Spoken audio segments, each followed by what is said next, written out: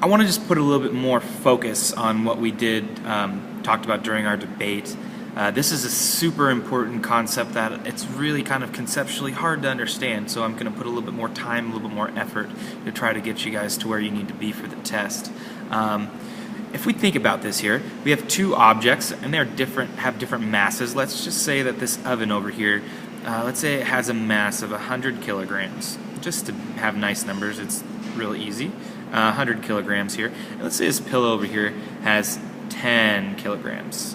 10 kilograms of mass. So how much stuff is in it? We could easily calculate the weight for these, and the weight is just the force due to gravity, so what gravity's pulling this down with. And that's super easy to calculate because we have this magic number that we've calculated over the years that is the acceleration on Earth, that it pulls everything down with the same acceleration, and we calculate that to be 9.8 meters per second squared. 9.8 meters per second squared. If you don't know this number, make sure you do have it memorized before the test, because that number right there is going to definitely be on there, and it'll be really important through the rest of your scientific careers. So we can easily calculate the force due to gravity here. The force due to gravity is simply from Newton's second law, is just force equals mass times acceleration. So if we just plug in some numbers here, you get for the oven we have 100 kilograms, and then you have times a 9.8 meters per second squared. That's going to give us 980 kilograms times meters per second squared. That is also known as a Newton. So I'm just going to get rid of this work so we don't get so messy over here.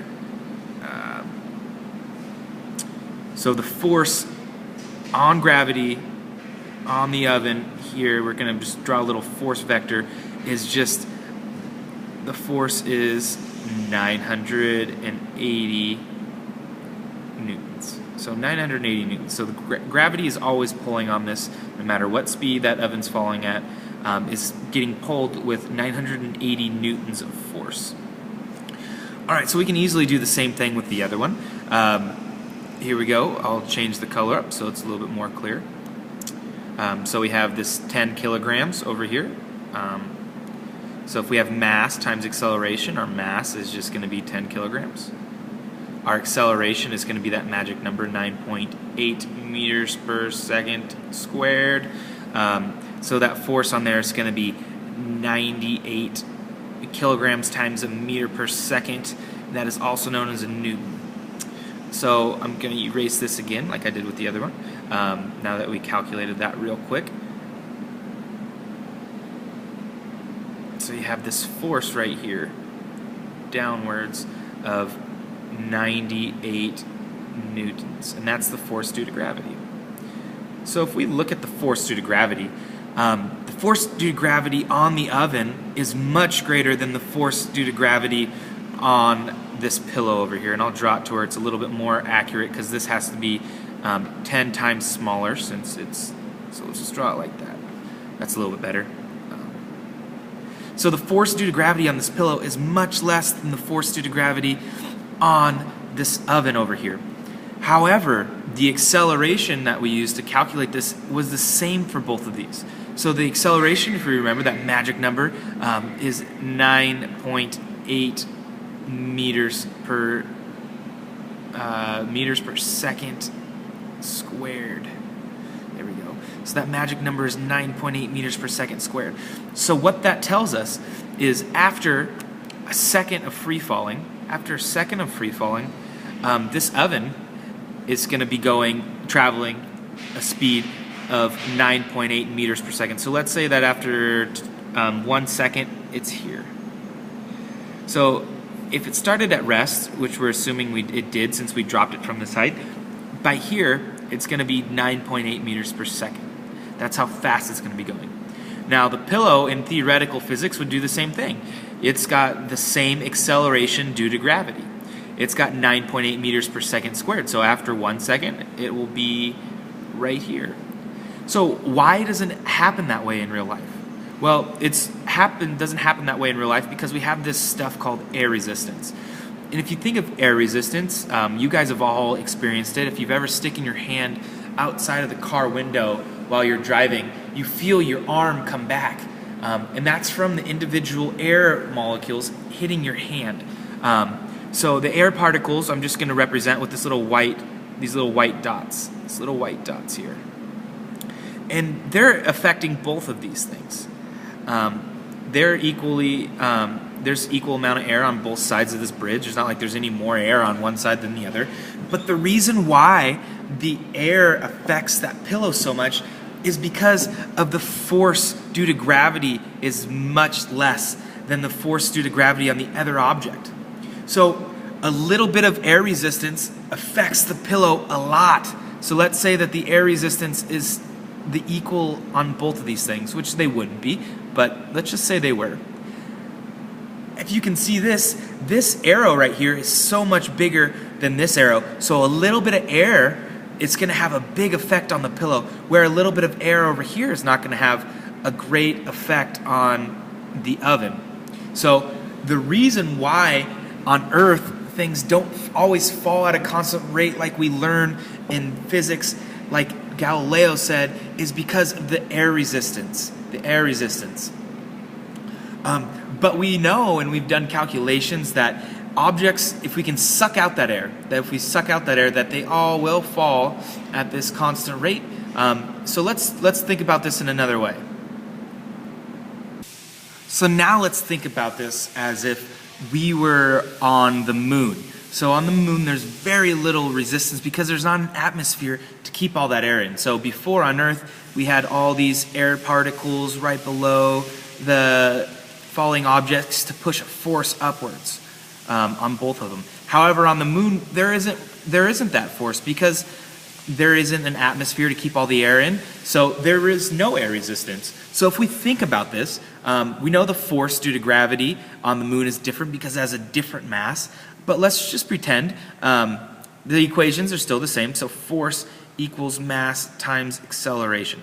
So if this is 100 kilogram oven still, because remember the mass doesn't change when we take objects, the weight does. Let's say this is a 10 kilogram mass, which again, the mass doesn't change. So it was 10 kilograms on Earth. It'll be 10 kilograms in space. But let's just think about this. So since the acceleration is less, it's going to have less gravity, less gravitational force. And it'll be equally. So let's say there's still 10 times more force on the oven than the pillow. But now that we don't have air resistance, we have nothing pushing back against these objects that are falling. And what we will find is that these objects fall at a constant rate. So these objects fall, and it won't be the same. It won't be that magic number 9.8 meters per second squared in this case because we're not on Earth. But they will still fall at the same rate. So if after 1 second, let's say that both of these objects, let's say after 1 second that this object is here, the pillow will be at the exact same height if we're dropping them at the same time. Let's say that the oven after 2 seconds is here, the pillow will be at the same place. Let's say after 3 seconds it hits the ground, the pillow will hit the ground at 3 seconds. They have different weights, but the acceleration due to gravity of the moon is the same. They will travel with the same acceleration.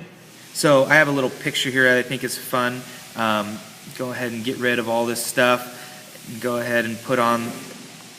This is actually the acceleration on Earth, and it's of an apple and a feather. So what they did is they got a room that they sucked all the air out of, so that we could get rid of air resistance. And what they found is exactly what I said in space, is that these objects have different mass. So let's say the apple has a mass of, let's say, I don't know, 0.5 kilograms. Try to keep it a little bit, accurate. And let's say the feather has 0.01 kilograms. That's how much mass it has, how much stuff it has.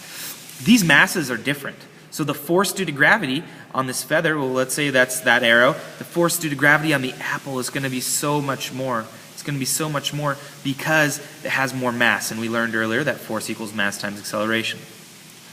However, their acceleration, as you see, their spacing here, let's say that the first picture of the apple and the first picture of the feather is after 1 second, we see that they are even with each other. They are falling at the same rate. And that's due to the fact that they have the same acceleration.